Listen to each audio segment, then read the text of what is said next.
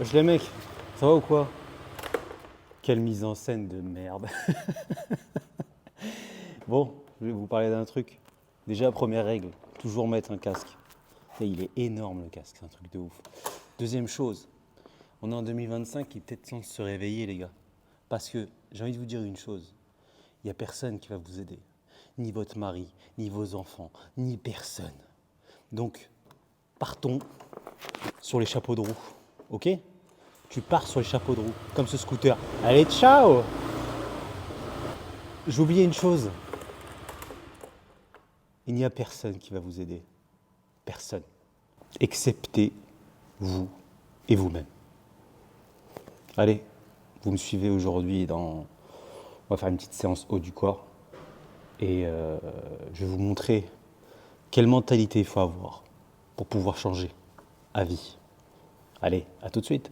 Pour les gens qui veulent savoir où aller quand vous êtes à Jomtien, qui est à côté de Pattaya, en Thaïlande, Muscle Factory, meilleure salle.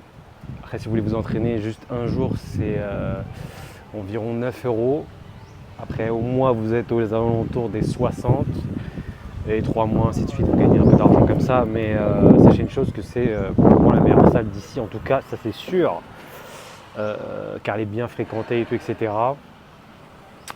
On va partir sur une séance haut du corps, c'est-à-dire on va travailler un peu tout, surtout les épaules.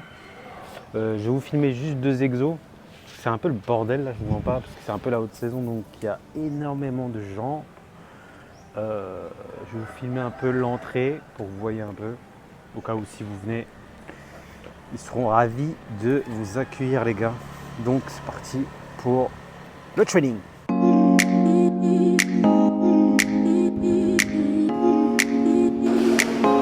Comme vous pouvez le voir, c'est blindé. Généralement, moi je viens après-midi. Et là, tout ça, ça va se barrer là. À midi, tout le monde se casse manger. Et ouais, faut être prévenant dans la vie. On va faire un peu d'elliptique. Mais faut savoir une chose. Quand c'est le bordel à la salle, ok, faut toujours adopter une stratégie par rapport à ça. Ça veut dire que adaptez vos horaires. Parce qu'il y a des gens qui me disent ouais, il y a trop de monde et tout, etc. Frérot, tu sais à quelle heure il n'y a personne? C'est le matin. Le matin, il n'y a personne. Donc si tu veux vraiment t'en sortir, je pense que le réveil peut déjà être une première chose dans le changement, tu vois. Après, il y a des gens qui ont des métiers physiques, etc. Je comprends que le fait de se lever à 4 heures pour aller à la salle, mais des fois on n'a pas le choix. Parce que les salles, en tout cas, tout ce qui est Basic Fit, Fitness Park, tout ça, 18 heures, mais oubliez, ça n'a aucun intérêt. Vous allez aller à la salle, vous allez tourner à 75 pour faire du tirage vertical, aucun intérêt. Donc voilà, soit changer de salle, trouver une salle, des fois il y a des salles un peu de village où il y a moins de monde, mais bon, si vous n'êtes pas trop sociable, c'est un peu compliqué. Généralement dans ces salles-là, il faut parler avec les gens, parce que c'est très ambiance famille. Donc bon, il y a des inconvénients, des avantages dans tout. Après, si tout ça, ça vous convainc pas, faites une salle chez vous. Il ne suffit pas de grand-chose pour développer de la masse musculaire. Donc voilà quoi. Après, personnellement, généralement, moi le jeudi, c'est pas une séance où je développe un muscle en particulier, donc j'ai pas besoin de le massacrer non plus. C'est vraiment histoire de bouger, faire une activité. On va dire que la séance du jeudi, c'est un peu la séance détente, mais détente dans mon sens. Hein. Des gens ils me disent tu t'entraînes dur quand même, mais je me comprends. Donc on va continuer la journée. On se revoit. Je vais faire du développé militaire histoire de travailler les épaules et du coup indirectement les triceps. Parce que quand vous poussez, les triceps qui poussent, malgré que c'est plus les épaules qui prennent. A tout de suite. Bon, je vais vous montrer comment on s'échauffe les épaules. Mais moi j'ai pas de 2,5. Pour les gars qui veulent s'échauffer les épaules, il faut toujours, quand vous commencez votre série, il faut pas mettre lourd tout de suite. Il faut toujours penser à s'échauffer le mouvement que vous allez travailler. Par exemple, celui-là, je sais très bien que je vais mettre plus lourd que ça quand même. Vous voyez, là, je suis à 5,5. Et bah, vous le faites à 5,5. Surtout pas rentrer les coudes à l'extérieur. Vous les rentrer à l'intérieur, vous voyez. Quand je tourne, hop, hop, hop, je pousse. Bon, l'angle n'est pas top. Mais c'est pour vous montrer que le développé militaire, déjà vous faites entre 15-20 répétitions comme ça pour pouvoir échauffer votre muscle, pour vous préparer. Et après, vous pouvez travailler plusieurs angles, faire l'élévation latérale, tout ça, etc. Tu vois. Et plus dans un... Tu vois ce que je veux dire? Tu travailles la forme là-dedans. Là. Ok. Surtout, rester, comment on appelle ça? Concentré. Je vous jure que c'est pas évident comment on appelle ça, de se filmer. Parce qu'on a l'impression d'être un peu observé, tu vois. Mais en fait, la réalité, c'est que les gens, ils n'en ont rien à foutre. C'est comme dans la vie. Les gens s'en branlent, en fait, de ce que vous faites. Vraiment. Pour vous, c'est du détail. Dans 5 minutes, ils vous ont oublié. Donc, faites les choses pour vous. Par exemple, vous êtes dans un parc et que vous êtes en train de vous entraîner. Ouais, bah, ok, les gars, ils vous regardent une demi-seconde. Mais n'arrêtez pas votre entraînement parce que vous essayez de vous en sortir et que vous bougez, en fait. Les gens, ils n'en ont rien à foutre. Vraiment, les gens, ils s'en foutent de votre vie. Donc voilà. Donc on va augmenter la charge progressivement. On va monter à 12,5. J'arrive.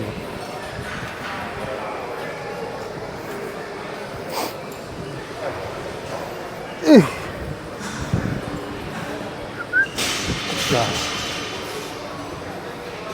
Toujours faites entre 15-20 répétitions. Avant, je ne les ai pas faites. Je dis des conseils, mais je ne les suis pas, frère.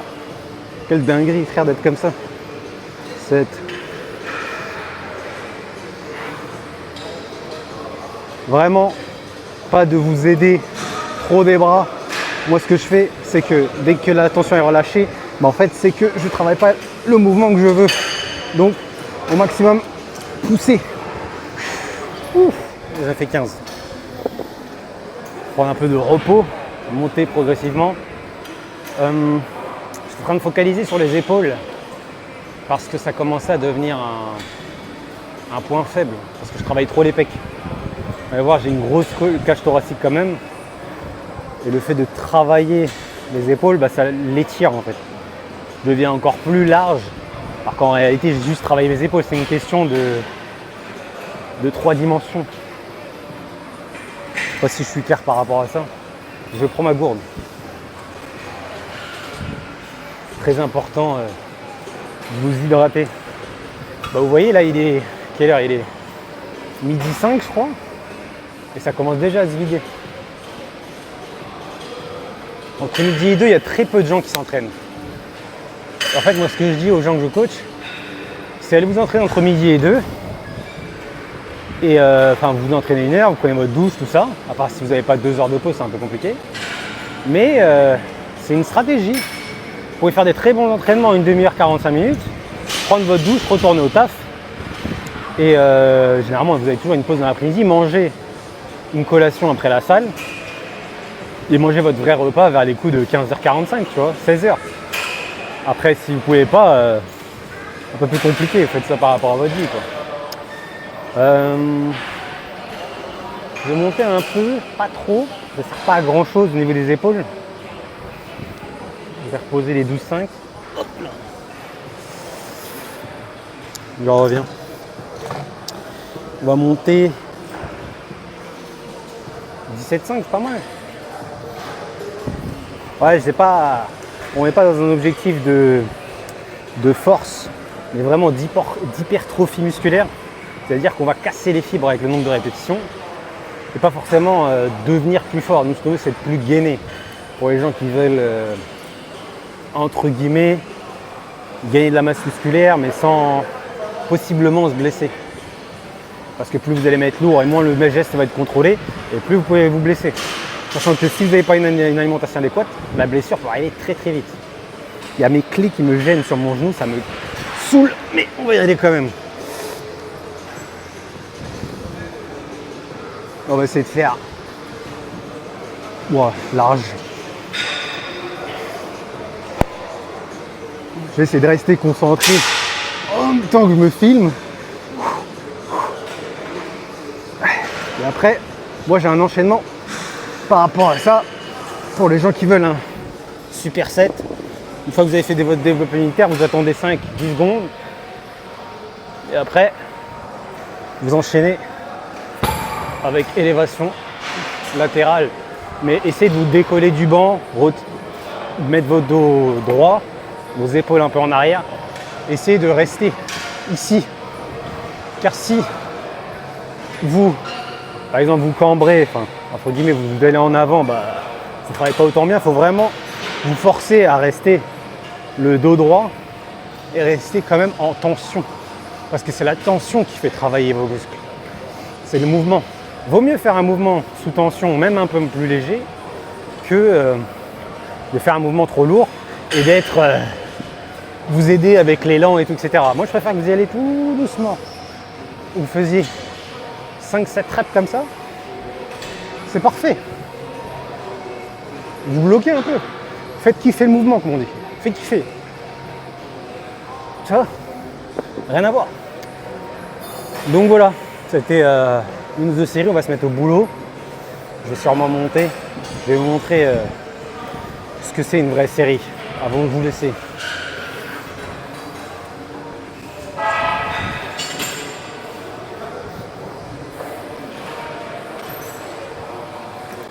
Là, il y a 22,5. 22,5, on commence à discuter. Au développé militaire, maximum que j'ai fait, c'était 32,5, mais ici, ça fait 35. Donc, mais c'était à l'époque, hein, quand j'étais un peu plus fat. Donc 22,5, hop là. Toujours mettre une jambe par une jambe. Hop là. Quand vous allez partir, vous aidez du genou, vous collez bien, devant, tac, tac, hop, hop.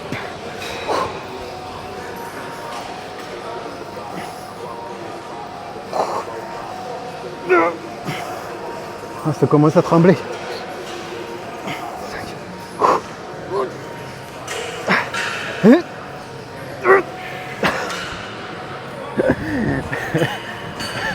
Bon, j'en ai fait 6. Hop là. Après, pour ceux qui cherchent vraiment l'hypertrophie musculaire, après ça, vous pouvez baisser le poids, continuer, enchaîner, enchaîner, enchaîner. J'ai soufflé sa mère. Pour les gens qui disent que la muscu c'est pas cardio, c'est que vous le faites mal. Hein. Ok. Donc on se revoit, je pense, au prochain exercice. Qu'est-ce que je vais faire? On va se revoir sur les tractions. Parce que je vais donner quelques tips par rapport aux tractions pour ceux qui ne peuvent pas trop en faire. Donc on se revoit pendant les tractions tout à l'heure. Donc on se revoit sur les tractions. Pour les personnes qui ne veulent pas faire de traction, vous avez des variantes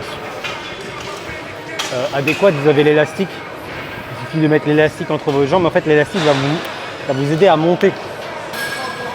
Pour les gens qui ne veulent même pas se prendre la tête, il suffit de mettre une barre que je vais chercher tout de suite. J'arrive. Vous prenez la barre est là. Vous mettez en dessous, à hauteur d'épaule, les bras, comme si vous faisiez des tractions. Moi, ça va un peu bouger.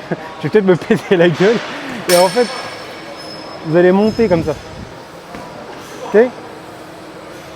La barre bouge. Vous avez compris le principe. J'essaie de le mettre de l'autre côté avec un autre angle. Ça va être beaucoup mieux, je pense. Enfin, je pense comme ça, vous allez voir. En fait, ça va vous permettre de ne pas vous suspendre. C'est archi dangereux ce que je fais. Là, si je le fais dans le sens, la barre elle va glisser. Bon. Enfin, je vais me péter la gueule. Comme quoi, rien n'est préparé. Hein. Et en fait, vous montez comme ça et vous bloquez en haut. Ok ? Bon, ça a l'air un peu technique, mais au moins vous pouvez faire des tractions sans monter en l'air, quoi. Parce que je sais qu'il y en a, c'est la reprise, la masse musculaire n'est pas encore là. C'est l'exercice pour moi les plus durs pour tenir sur la durée. C'est le plus frustrant, en vrai de vrai. Le plus frustrant. Donc je vais enlever la barre, moi je vais faire ma série et je vais vous donner 2-3 conseils. dans la vie en général. Les gars, la vie, c'est comme les tractions. Au début, c'est dur, on s'y habitue jamais, mais au final, on est fiers de nous. Donc, par exemple, je vais faire, j'espère,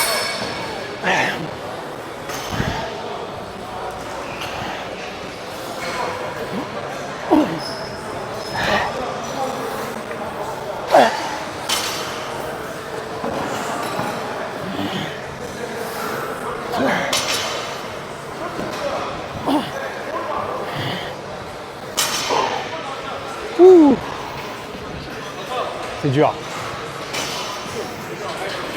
Je viens de faire 10 reps.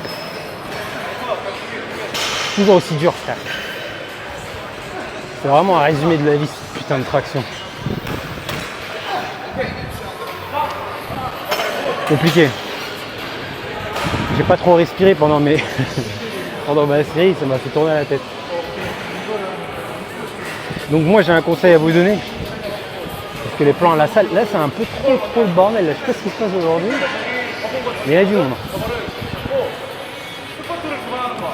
Il faut savoir une chose. Par rapport à votre année 2025.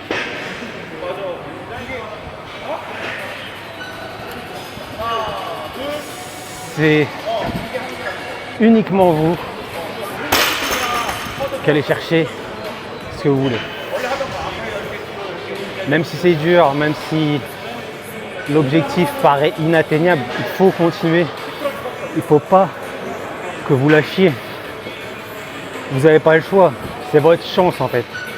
Parce que plus vous allez lâcher et plus vous allez décaler le problème, et plus vous allez décaler le problème, et plus ça va devenir un plus gros problème. Au début, ça commence avec un prédiabète, diabète de type 2, après on a mal au genou, et on va où comme ça? Quelle vie! Ne laissez-vous pas abattre, vraiment.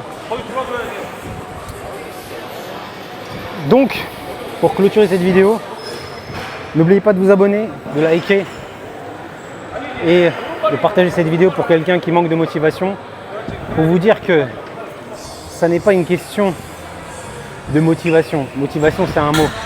C'est qu'est-ce que tu veux aujourd'hui? Qu'est-ce qui compte pour toi?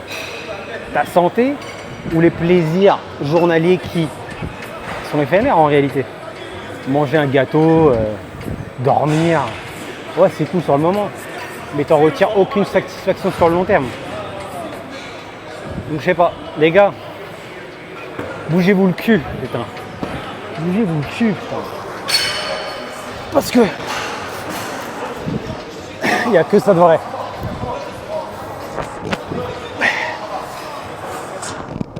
Et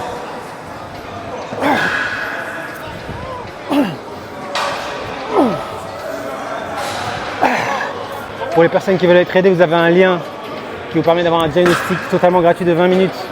Le lien est en description. Envoyez-moi directement un message aussi sur mon groupe privé qui vous permettra de voir c'est quoi la vie.